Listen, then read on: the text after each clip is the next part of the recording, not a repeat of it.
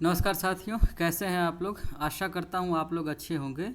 Last के video में साथियों हम लोग बात किए थे फरवरी 2023 के second shift UGC net history के क्वेश्चन के बारे में।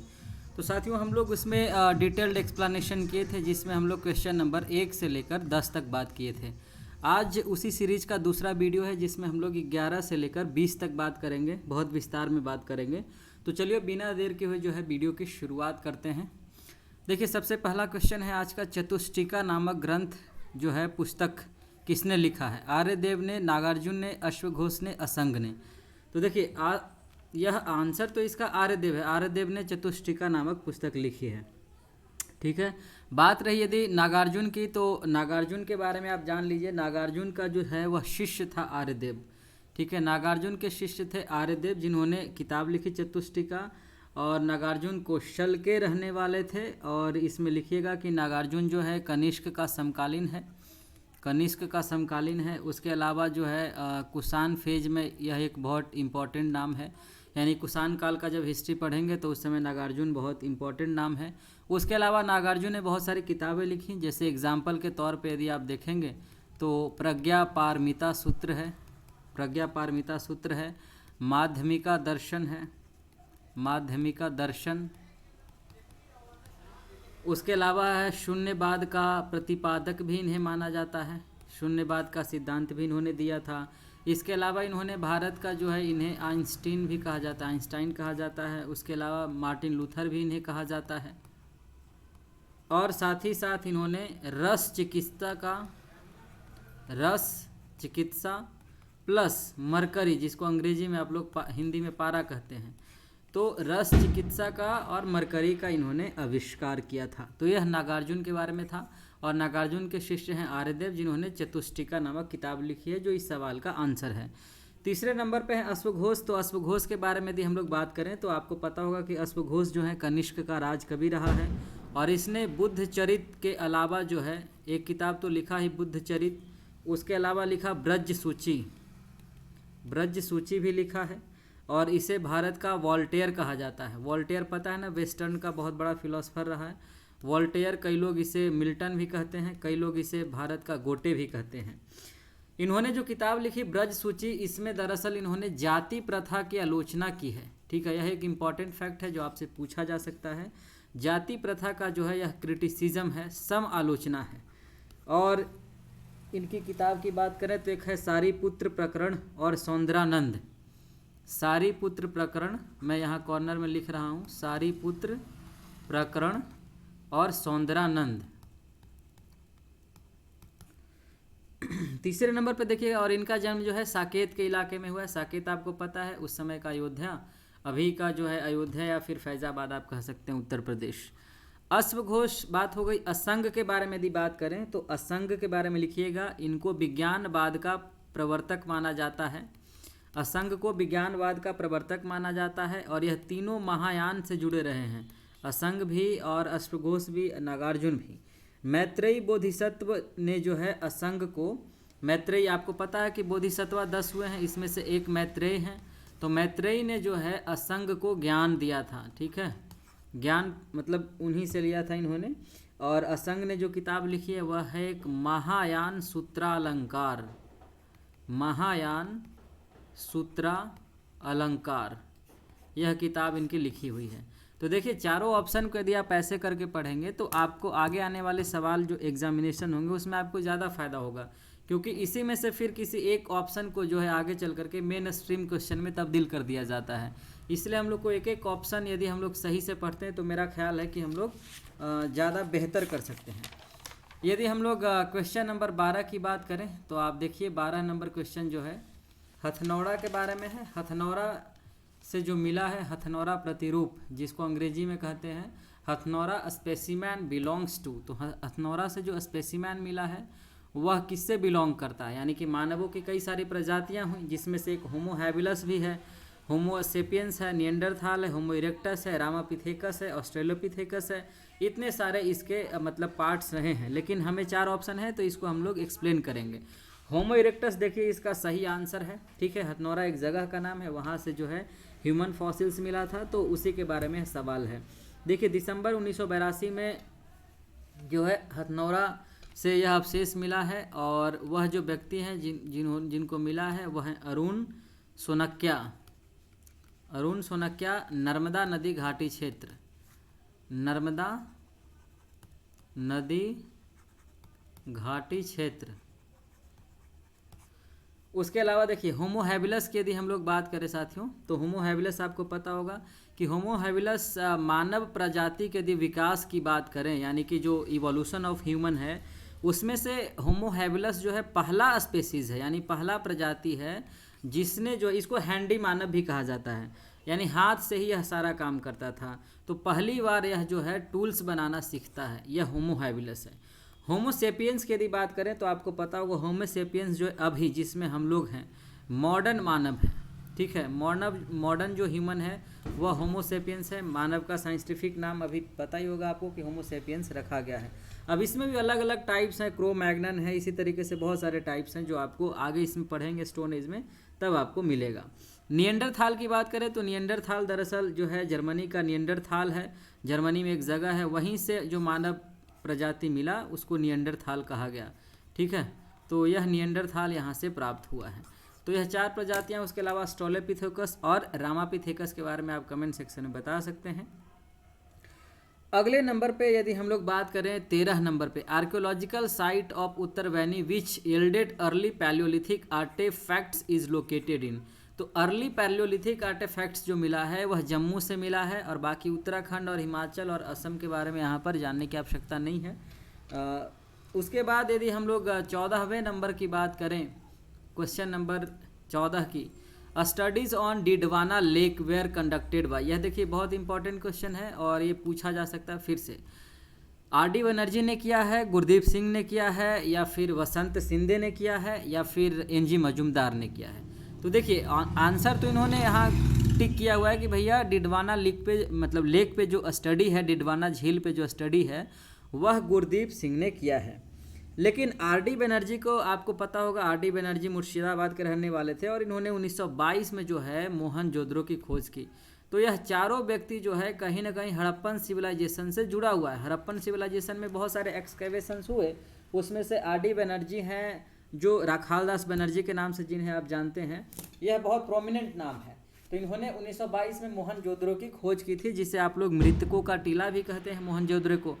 और दूसरे नंबर पे यदि बात करें वसंत सिंधे की, तो वसंत सिंधे जो है राखी गढ़ी पे दरअसल एक प्रोजेक्ट चल रहा था, जो है प्रोजेक्ट इनको मिला था, और ये पहले जो है वाइस चांसलर रहे हैं डक्कन कॉलेज के, जो पुणे में है। और आपको पता होगा कि राखी गढ़ी की यदि बात करें तो उसका सूरज भान ने आविष्कार किया था, और राखी गढ़ी हरियाणा में है। तो वसंत सिंधे राखी गढ़ी पे चल रहे भारत सरकार के एक प्रोजेक्ट से जुड़े हुए व्यक्ति का नाम है, यानी कि यह भी हड़प्पन सिविलाइजेशन पे जो एक्सकैवेशंस हो रहे हैं उसी से जुड़ा हुआ नाम है। एन.जी. मजूमदार की बात करें तो आपको पता होगा 1931 में इन्होंने जो है चनहुद्रो की खोज की। चनहुद्रो आपको पता होगा, ठीक है, चनहुद्रो की खोज की। और चनहुद्रो के बारे में खास बात क्या है कि यहाँ पर किसी तरीके का फोर्टिफिकेशन नहीं किया गया है, यानी यहाँ पर कोई फोर्टिफिकेशन नहीं है। उसके अलावा एक सवाल यहाँ से हमेशा पूछा जाता है, चनहुद्रो से जो है झूकर झाकर संस्कृति यानी झूकर झाकर कल्चर का जो है यहाँ से अवशेष मिला है। उसके अलावा लिपस्टिक का अवशेष यहाँ से मिला है, ठीक है, लिपस्टिक का अवशेष यहाँ से मिला है, ठीक है। यदि यहाँ तक क्लियर है तो फिर ठीक है, आगे बढ़ते हैं हम लोग। सवाल नंबर यदि हम लोग 15 की बात करें तो देखिए क्वेश्चन नंबर 15 क्या है, which leader was instrumental in getting the smuggled footage of Indian National Army for a film on Netaji. कह रहा निम्नलिखित में से कौन जो है नेता जिनको कोई फुटेज मिला था इंडियन नेशनल आर्मी का, जो कि आगे मतलब नेताजी के ऊपर फिल्म बना, तो उस फुटेज का भी कंट्रीब्यूशन उसमें रहा, ठीक है। निम्नलिखित में से किस नेताजी ने सुभाष चंद्र बोस पर आधारित फिल्म हेतु भारतीय राष्ट्रीय सेना से संबंधित फुटेज तस्करी के माध्यम से प्राप्त करने में महत्वपूर्ण भूमिका निभाई। इसमें से पहले नंबर पे हैं, आप देख सकते हैं सत्यमूर्ति हैं, दूसरे नंबर पे चक्रवर्ती राजगोपालाचारी हैं, तीसरे नंबर पे सरदार वल्लभ भाई पटेल हैं, जो कि इस क्वेश्चन का सही आंसर है, और चौथे नंबर पे महात्मा गांधी हैं। तो सत्यमूर्ति कौन है साथियों? सत्यमूर्ति जो हैं उस दौर के बहुत बड़े नाम हैं, इंडियन नेशनल कांग्रेस से जुड़ा हुआ नाम है, और यह 1954 से लेकर के 1962 तक आपको पता होगा कि शुरुआती दौर में जो है मतलब भारत जो है 11 राज्यों में बटा हुआ था, ठीक है। यदि आज़ादी के पहले की बात करें तो उसमें से बंगाल, बॉम्बे और मद्रास 3 बड़े बड़े स्टेट हुआ करते थे। तो यह मद्रास स्टेट के जो है दरअसल 1954 से लेकर 54 से लेकर 62 तक जो है यह मुख्यमंत्री रहे हैं और इंडियन नेशनल कांग्रेस से जुड़े रहे हैं।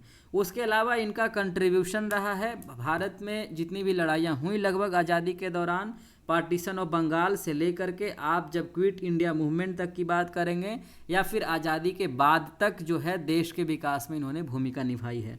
तो पार्टीशन ऑफ बंगाल में थे, रॉलेट एक्ट में भी थे, जलियांवाला बाग में भी थे, साइमन कमीशन आया तब भी थे, और उसके बाद जो है 1942 में इनको कई महीनों के लिए जेल भी किया गया था, जो कि भारत छोड़ो आंदोलन गांधी ने चलाया था उस आंदोलन में। और इनके बारे में एक और ख़ास बात कि सत्यमूर्ति जो हैं अपने किताबों में यानी इनके राइटिंग से पता चलता है कि हिंदुज़म में जो कास्ट सिस्टम उस समय चल रहा था, जो कि अभी भी चल रहा है, तो उसके अगेंस्ट ये थे, उसके अगेंस्ट यह एडवोकेसी कर रहे थे। यह सत्यमूर्ति के बारे में है। चक्रवर्ती राजगोपालाचारी के बारे में आप लोग जानते होंगे, इनके बारे में ज़्यादा विस्तार से बताने की ज़रूरत नहीं है।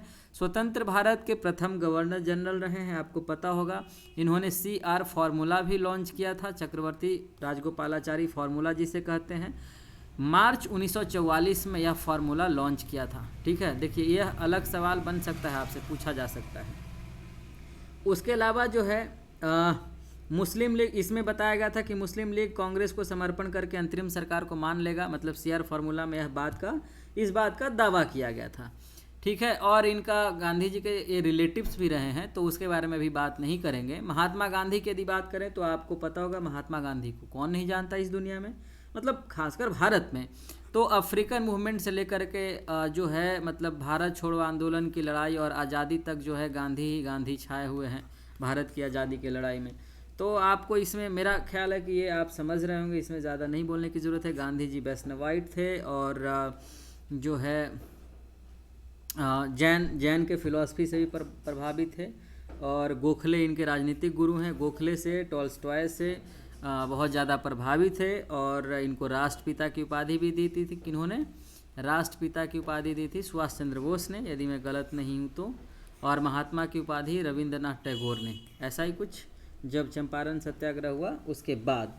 और इनका कंट्रीब्यूशन है Champaran Satyagraha, non cooperation movement, civil disobedience movement में, क्विट इंडिया मूवमेंट में, इतने सारे आंदोलन में इनका कंट्रीब्यूशन है। उसके अलावा हरिजन सेवक संघ बनाकर इन्होंने जो है कास्टिज्म के खिलाफ और यहाँ के अनटचेबल्स के अधिकारों के लिए भी इन्होंने लड़ाई लड़ी है।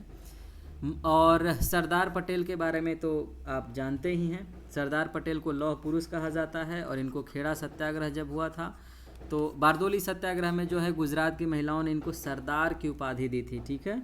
और खेड़ा सत्याग्रह में इनका कंट्रीब्यूशन रहा है। अहमदाबाद मिल मजदूर आंदोलन में भी यह थे, और स्वतंत्र भारत के पहले होम मिनिस्टर रहे, एवरीबडी नोस। और जो भारत के 563 देशी रियासत रहे, उसको आज़ादी के बाद मतलब मूल भारत में मिलाने में जो है सबसे महत्वपूर्ण भूमिका यदि किसी की है तो वह सरदार वल्लभ भाई पटेल की है।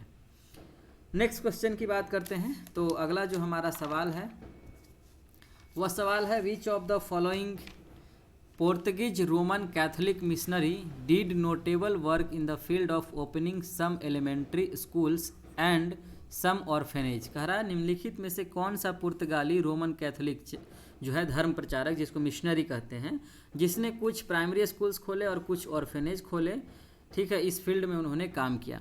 तो देखिए यदि कोलकाता की बात करें, स्पेशली चूँकि बंगाल प्रोविंस में ही सबसे ज़्यादा यह काम होगा, तो इसमें मूल तौर पे 3 लोग हैं जिनको बहुत याद किया जाता है। एक है कैरी, और एक है मार्शमैन, और एक है कैरी है, मार्शमैन है और वार्ड हैं। यह तीनों को जो है एक साथ कनेक्ट करके देखा जाता है। इन तीनों का जो है कंट्रीब्यूशन रहा है। इन तीनों ने पहली बार जो है श्रीरामपुर में, कोलकाता में श्रीरामपुर में जो है बैप्टिस्ट मिशन बनवाया, ठीक है, बैप्टिस्ट मिशन बनाया, और 1800 में बनाया था, ठीक है। और उसके बाद 1818 में जो है इन्होंने वहाँ पर जो है कॉलेज खोला, श्रीरामपुर कॉलेज के नाम से। और आपको पता होगा 1818 में कार्ल मार्क्स का जन्म भी हो रहा है, वर्ल्ड हिस्ट्री की बात करें तो। और इसी समय शायद बोन यूनिवर्सिटी भी बन रहा है, जर्मनी का बोन यूनिवर्सिटी। और इन तीनों को जो है इवेंजलिस्ट भी कहा जाता था। इवेंजलिस्ट मतलब मूल तौर पे किसका उपज था यह? चार्ल्स ग्रैंड का। और लिखिएगा इतिहास माला लिखा था विलियम कैरी ने। ये 3-4 बातें इनके बारे में। तो यह 3 ऑप्शन जो है साथियों वह कोलकाता श्री रामपुर से जुड़ा हुआ है। तो इसके आधार पे आप यह ऑप्शन के साथ जा सकते हैं कि रॉबर्ट डे नोबेल जो है वही पुर्तगीज रोमन कैथोलिक का मतलब जो जुड़ा हुआ व्यक्ति है जिसने इस फील्ड में काम किया है। आगे यदि बात करें नेक्स्ट सवाल की, तो यह है who helped Monier Williams in preparation of his Sanskrit English dictionary before leaving for England to become a barrister. तो इसकी हेल्प दरअसल श्यामजी कृष्ण वर्मा ने की थी, लेकिन हमें यह जानना है बिपिन चंद्र पाल के बारे में। तो आपको पता होगा कि जब कांग्रेस 2 हिस्सों में बटी तो नरम दल और गरम दल, जिसमें गरम दल में लाल बाल पाल हैं मूल तौर पे, और इसमें एक जो पाल हैं वह यही है बिपिन चंद्र पाल। इन्होंने इंडियन नेशनलिज्म के नाम से एक किताब भी लिखी जो बहुत फेमस हुई। इंडियन नेशनलिज्म के नाम से जो है इन्होंने एक किताब लिखा और वह किताब भी आगे चल करके बहुत फेमस हुआ। और न्यू इंडिया के नाम से मैगजीन चलाते थे, न्यू इंडिया के नाम से मैगजीन चलाते थे। और यह मैगजीन जो है वह वीकली हुआ करता था, ठीक है, साप्ताहिक था। उसके अलावा जो है लिखिएगा 1911 में जो है इम्पीरियल फेडरेशन बनाया इन्होंने। 1911 में इम्पीरियल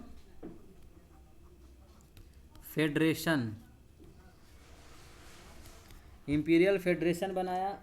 और लिखिएगा father of revolutionary thought in India एक किताब लिखा इन्होंने, मतलब इनको कहा जाता है, ये कह सकते हो father of revolutionary thought in India इनको कहा जाता है, ठीक। और रिवॉल्यूशनरी थॉट इन इंडिया करके इन्होंने एक किताब भी लिखा है बिपिन चंद्र पाल ने।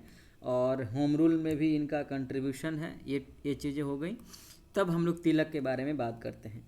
तिलक में 2-3 बातें लिखिए। पहली बात कि तिलक भी जो हैं वह गरम दल से जुड़े हुए हैं। लाल बाल पाल की बात की हमने, तो बाल दरअसल बाल गंगाधर तिलक हैं, ठीक है। तो यह गरम दल से जुड़े हुए हैं। दूसरी बात कि इन्होंने जो है महाराष्ट्र में गणपति पूजा शुरू करवाया, जो अभी भी आप देखेंगे कि वहाँ के बड़े बड़े सेलिब्रिटी जो हैं बॉलीवुड के जाते हैं उसमें। 1893 में इन्होंने शुरू करवाया। और शिवाजी की पूजा फिर इन्होंने शुरू करवाई शिवाजी महोत्सव करके 1895 से, ठीक है। उसके अलावा आप लोग जानते होंगे मराठी और केसरी 2 मैगजीन 2 अखबार निकालते थे। मराठी अंग्रेजी में थी और केसरी मराठी में थी, उल्टा था, ठीक है। उसके अलावा इसमें लिखिएगा वैलेंटाइन शिरोल ने जो है इनको, वैलेंटाइन चिरोल भी कई लोग पढ़ते हैं, तो वैलेंटाइन चिरोल ने जो है इनको इंडियन अनरेस्ट में इनके बारे में जिक्र किया है, इंडियन अनरेस्ट। और उसके बाद जो है इनको 6 साल का जेल भी हुआ था, ठीक है, यह भी आपको पता होगा। 6 साल का इनको जेल हुआ था और इनको बर्मा का मांडले जेल भेजा गया था। बर्मा का जो है मांडले जेल भेजा गया था। और इन्होंने अपने किताब में यह भी बताया, मतलब किताब लिखा homeland of the Aryans, homeland of the Aryans, और जिसमें यह बताते हैं कि आर्कटिक हिस्से से जो है आर्यंस आए हैं, इनका ऐसा आर्गुमेंट है, ठीक है। चलिए, यदि यहाँ तक क्लियर है तो फिर हम लोग आगे बढ़ते हैं। श्यामजी कृष्ण वर्मा के बारे में यदि हम लोग बात करें साथियों, तो श्यामजी कृष्ण वर्मा के बारे में पहली बात कि जो है गुजराती, लिख लीजिएगा, गुजराती हैं और ब्राह्मण परिवार से बिलोंग करते थे। लंदन में जो है इन्होंने, लंदन में 1905 में इन्होंने जो है इंडियन हाउस बनवाया, इंडियन हाउस बनवाया।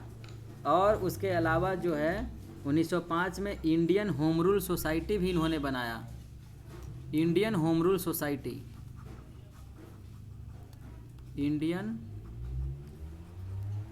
होम रूल सोसाइटी 1905 में इन्होंने ही बनवाया था। उसके अलावा जो है इसमें और लिखिएगा द इंडियन सोशियोलॉजिस्ट भी इन्हीं का ऑर्गेनाइजेशन रहा है, द इंडियन सोशियोलॉजिस्ट, ठीक। लंदन में, पेरिस में, स्विट्जरलैंड में, कई जगह पे इन्होंने काम किया है, ठीक। और गोखले के साथ मिलकर इन्होंने काम किया है, मतलब गोखले के साथ मिलकर नहीं, मतलब ये समझ लीजिए होम रूल सोसाइटी समझ गए और इंडियन सोशोलॉजिस्ट समझ गए, ये सारी चीज़ें इनके से जुड़ा हुआ पॉइंट है। ठीक, अगला जो पॉइंट है गोखले के बारे में, तो गोखले के बारे में आप लोग जानते होंगे, गोपाल कृष्ण गोखले गांधी जो हैं राजनीतिक गुरु रहे हैं, पॉलिटिकल गुरु रहे हैं। और गोखले के गुरु रहे हैं एमजी रानाडे, महादेव गोविंद रानाडे, जो बॉम्बे हाई कोर्ट के जज भी रहे हैं उस दौर में। और इन्होंने जो है 1905 में सर्वेंट सोसाइटी बनाया। ठीक है, 1905 में सर्वेंट सोसाइटी बनाया गोखले ने। ठीक है, उसमें शायद मैंने पॉइंट बोल दिया है तो उसको हटा दीजिएगा। ठीक है, गोखले ने बनाया था 1905 में सर्वेंट सोसाइटी। ठीक, नेक्स्ट क्वेश्चन पे आते हैं। आनंद मठ और बंकिम चंद्र चट्टोपाध्याय डील्स विथ, तो आपको पता है कि सन्यासी विद्रोह के बारे में इसमें बात कही गई है। ये कोई नई बात नहीं है, बहुत फेमस क्वेश्चन है, तो ऑलमोस्ट लोग इसका आंसर जानते होंगे। लेकिन कोल संथाल रिवोल्ट के बारे में यदि हम लोग बात करें तो कोल संथाल रिवोल्ट में आप देखिए, कोल संथाल रिवोल्ट में आप देखिएगा कि कोल जो है 1831-32 में जो है कोल संथाल रिवोल्ट हुआ है, छोटा नागपुर के इलाके में हुआ है। और इसमें जो है भगत बुद्ध जो हैं, बुद्धो भगत और जीतू भगत, ये दो नेता इसमें इन्वॉल्व हैं। यदि हम लोग पावना रिवोल्ट की बात करें तो 1873 से लेकर 76 तक चला है, 76 तक। यह एक पीजेंट मूवमेंट था। ठीक है, यानी किसानों का आंदोलन था, रैयतों का आंदोलन था। ठीक, और सन्यासी विद्रोह भी आपको पता है, किसान विद्रोह था, 1770 के आसपास की बात है। भवानी पाठक और ये लोग जो हैं इससे जुड़े हुए हैं, भवानी पाठक। ठीक, और पागलपंथी की बात करें यदि हम लोग तो पागलपंथी में लिख लीजिएगा करम शाह जो हैं इसमें जुड़े हुए हैं, करम शाह और 1825। उसके साथ साथ इसमें मजनू शाह भी हैं। आगे बात करते हैं जीडी बिरला के बारे में। यदि बात करें 1926-27 में इन्होंने जो है चुनाव लड़ा, जीडी बिरला ने। और किस पार्टी के टिकट पे लड़ा था, यह सवाल दरअसल पूछा जा रहा है। ठीक है, तो यह बहुत आसान सा सवाल है। देखिए, यह नेशनलिस्ट पार्टी के टिकट पे चुनाव लड़े थे और जीते थे। ठीक, और यह इलेक्ट हुए थे सेंट्रल लेजिस्लेटिव के लिए, जो ब्रिटिश इंडिया का उस समय है, नेशनलिस्ट पार्टी के थ्रू हुए थे। और आगे चल करके जो है हरिजन सेवक संघ की जब स्थापना होती है तो यह फाउंडिंग प्रेसिडेंट के तौर पे भी उसमें रहते हैं, एचएसएस में। ठीक है, फाउंडिंग प्रेसिडेंट के तौर पे भी। तो गांधी जो चला रहे थे हरिजन सेवक संघ दिल्ली से, वह दरअसल बिरला का ही ज़मीन था, वहीं से उन्होंने मतलब दान किया था हरिजन सेवक संघ को। तो हरिजन सेवक संघ के फाउंडिंग प्रेसिडेंट के तौर पे भी यह रहे हैं। हरिजन सेवक संघ 1932 में बना था। भारत में जो अछूत जातियां थी जिनको गांधी ने हरिजन कहा, उनके कल्याण के लिए, जाति प्रथा और तमाम सारी चीज़ों से जुड़ी हुई जो समस्याएं थी उसके लिए उनको मतलब उस संगठन को बनाया गया था। आगे बात करें, इनका कंट्रीब्यूशन जो है क्विट इंडिया मूवमेंट में भी है। और इन्होंने यूनाइटेड कॉमर्शियल बैंक, यानी भारत में बैंकिंग का हिस्ट्री जब शुरू होता है तो बैंक बनाने में और उसको फंड करने में, इन तमाम सारे चीज़ों में इनका बहुत बड़ा कंट्रीब्यूशन है। भारत में आगे चल करके इंजीनियरिंग कॉलेजेस बने, टेक्नोलॉजी के कॉलेजेस बने, उसमें भी जीडी बिरला का अपना कंट्रीब्यूशन है। पूरा नाम है घनश्याम दास बिरला। इसमें लिखिएगा इन्होंने जो है यूको बैंक में हेल्प किया बनाने में, और बिरला इंजीनियरिंग कॉलेज बनाया। उसके बाद इनको 1957 में जो है 1957 में आज़ादी के बाद आफ्टर इंडिपेंडेंस जो है इनको दिया गया पद्म विभूषण, जो कि सेकंड हाईएस्ट होता है मेरे ख्याल से, है ना। इसमें यदि इंडियन नेशनल कांग्रेस की बात करें साथियों, तो आपको पता होगा कि 31 दिसंबर 1885 को एयूहिम ने जो है वो बम्बई के ग्वालियर टैंक मैदान में इसकी स्थापना की गई थी, अंग्रेजों ने बनाया था। सेफ्टी वॉल्व थ्योरी जो बिपिन चंद्रा जिसकी बात करते हैं, ये तमाम सारी चीज़ें हैं। सबसे ज़्यादा दिन तक आईएनसी के अध्यक्ष मौलाना अबुल कलाम आज़ाद रहे हैं, सबसे युवा भी रहे हैं। गांधी कांग्रेस के बहुत बड़े नेता रहे, सबसे बड़े नेता रहे अपने दौर में, लेकिन कभी भी कांग्रेस के अध्यक्ष बने हैं, एक बार बने हैं 1924 में मेरे ख्याल से, कर्नाटक के बेलगांव अधिवेशन में, लेकिन तिलक वगैरह अध्यक्ष नहीं बने हैं। तो इंडियन नेशनल कांग्रेस से जुड़े बहुत सारे फैक्ट्स हैं, तो आप लोग एक बार खुद से भी देख सकते हैं। स्वराज पार्टी की बात करें तो आपको पता होगा कि जब 1 जनवरी 1923 को, यानी कि उससे पहले 1922 में बिहार के गया में जब अधिवेशन हो रहा था, तो उस अधिवेशन में चित्तरंजन दास को जो है अध्यक्ष बनाया गया। तो उस प्रोग्राम के जो बाद है, उस सेशन के बाद 1 जनवरी 1923 को चित्तरंजन दास और जवाहरलाल नेहरू के पिताजी, उस समय वही हैं पॉलिटिक्स में सबसे ज़्यादा एक्टिव, तो मोतीलाल नेहरू के साथ मिलकर के जो है स्वराज पार्टी का गठन करते हैं। क्लियर है। उसके बाद यदि हम लोग लिबरल पार्टी की बात करें तो यह दरअसल लिबरल पार्टी 1910 में बनी है, और इसमें जो है जुड़े हुए लोग हैं उसमें से एक तो हैं एस.एन. बनर्जी, सुरेंद्रनाथ बनर्जी, तेज बहादुर शपरू हैं, और उसके बाद बी.एस. श्रीनिवासन हैं, और उसके बाद M.R. जयकर हैं। ये सारे लोग जो हैं लिबरल पार्टी से जुड़े हुए लोग हैं। ठीक है, यहाँ तक यदि क्लियर है तो आगे बढ़ते हैं।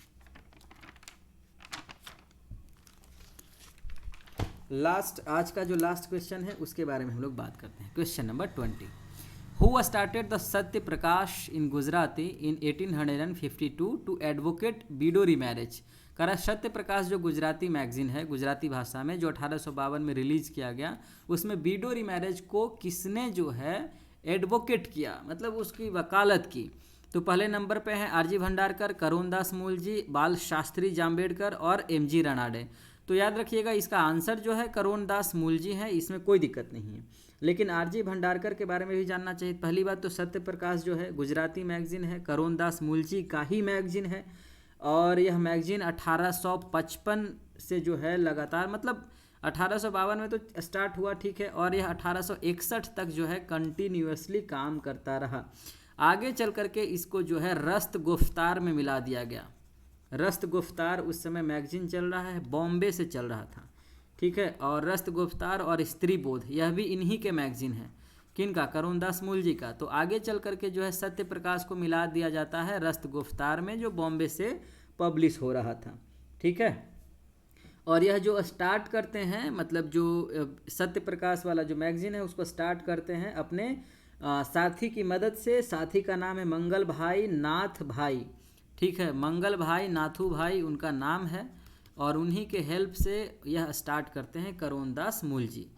आरजी भंडारकर की बात करें तो आपको पता है यह महाराष्ट्र के रहने वाले हैं, और रानाडे के साथ मतलब इनकी अच्छी दोस्ती रही, रानाडे के बैचमेट रहे हैं, और 1853 में इन्होंने जो है परमहंस सभा का सदस्यता ले लिया था, और 1855 में जो है महाराष्ट्र गर्ल्स एजुकेशन सोसाइटी की स्थापना की इन्होंने। और उसके लिए जो इन्होंने मतलब सिलेबस तय किया, करिकुलम तय किया, उस सिलेबस का तिलक के द्वारा विरोध किया गया, ठीक है, तिलक ने, बाल गंगाधर तिलक ने उसका विरोध किया था। यदि हम लोग एमजी रानाडे की बात करें तो रानाडे के बारे में आपको पता होगा 1842 से लेकर 1901 तक इनकी टाइमिंग है। इसमें लिखिएगा यह जो है बॉम्बे हाई कोर्ट के पहले मतलब जज रह चुके हैं, पहला जज नहीं मतलब जज रह चुके हैं, और पूना सार्वजनिक सभा मतलब बनाया था इन्होंने। आगे प्रार्थना समाज से भी जुड़े रहे, पूना सार्वजनिक सभा से जुड़े रहे, और जो है इन्होंने यह जो है इंदु प्रकाश नाम का जो मैगजीन है उसके एडिटर भी रहे हैं। इंदु प्रकाश मैगजीन के यह एडिटर रहे हैं, और यह एंग्लो मराठी में लिखते थे, ठीक है। इंदु प्रकाश जो है एंग्लो मराठी मैगजीन था, अंग्रेजी में और मराठी में, ठीक। और लास्ट जो हमारे पास ऑप्शन के तौर पे बचे हैं तीसरे नंबर पे जो हैं बाल शास्त्री जाम्बेडकर। उनके बारे में बात करें साथियों तो 1810 से लेकर के 46 तक उनकी टाइमिंग है, मतलब लाइफ की। बहुत कम समय जिए हैं लेकिन बहुत इम्पॉर्टेंट इन्होंने काम किया। यह दरअसल मैगजीन मतलब अपने अखबार के माध्यम से लोगों में नेशनलिज्म को प्रमोट कर रहे थे और इंडियन नेशनल मूवमेंट से उन्हें कनेक्ट करने का काम कर रहे थे, ठीक है। तो इनको मराठी जर्नलिज्म का, मराठी पत्रकारिता का इनको पिता कहा जाता है। यह मराठी पत्रकारिता के पिता के तौर पे जाने जाते हैं। आगे चल करके इन्होंने जो है दर्पण नाम की जो है भाषा में पहला समाचार पत्र शुरू किया, दर्पण नामक, ठीक। और इन्होंने अपने मैगजीन में सबसे ज़्यादा जो इशू उठाया वह बीडो रीमैरेज का उठाया। बीडो रीमैरेज का जो है इसमें कॉन्सेप्ट लेकर के आया और इन्होंने उसके ऊपर बहुत सवाल खड़े किए। उसके अलावा इन्होंने the Bombay native journal library की स्थापना की। उसके अलावा नेटिव इम्प्रूवमेंट सोसाइटी भी इन्होंने बनाया, और आगे चल करके student literary and scientific society की भी स्थापना की। और जिनका नाम हम लोग जानते हैं द मतलब poverty of British rule in India, जो लेख रहा उनका दादा भाई नौरोजी का, और आत्माराम पांडुरंग जो जुड़े रहे हैं प्रार्थना समाज से। तो यह सब दरअसल इनके शिष्य थे, यानी बाल शास्त्री जाम्बेडकर के शिष्य थे। कौन? नेहरू थे, आत्माराम पांडुरंग थे, ये सब बड़े बड़े लीडर्स इनके शिष्य थे। तो अपने दौर के यह बहुत बड़े मतलब बहुत बड़े क्रांतिकारी नेता थे, जिन्होंने अखबारों के माध्यम से, प्रिंट मीडिया के माध्यम से लोगों में उत्साह और उसके अलावा जो है नेशनलिज्म की भावना को प्रमोट किया, जागृत किया और उनको नेशनल मूवमेंट से जोड़ने का काम किया। तो साथियों, हम लोग इस वीडियो में 10 सवाल का डिस्कशन कर चुके हैं। मेरा ख्याल है कि आपको सारे डिस्कशन समझ में आए होंगे। यदि आप हमारे चैनल पे पहली बार आए हैं तो चैनल को सब्सक्राइब कर लीजिएगा और इस वीडियो को अपने दोस्तों के साथ शेयर कर दीजिएगा। और यदि कहीं पर आपको लगता है कोई इन्फॉर्मेशन ऐड करने की ज़रूरत है, तब आप उस इन्फॉर्मेशन को कमेंट सेक्शन में मुझे बता सकते हैं। उसके अलावा यदि आप कुसुम नेट क्लासेस का पेड कोर्सेज ज्वाइन करना चाहते हैं, देन आप जो है अपने गूगल के प्ले स्टोर से जाकर कुसुम नेट क्लासेस एप्लीकेशन डाउनलोड करके आप ज्वाइन कर सकते हैं। बहुत बहुत शुक्रिया इस वीडियो को देखने के लिए।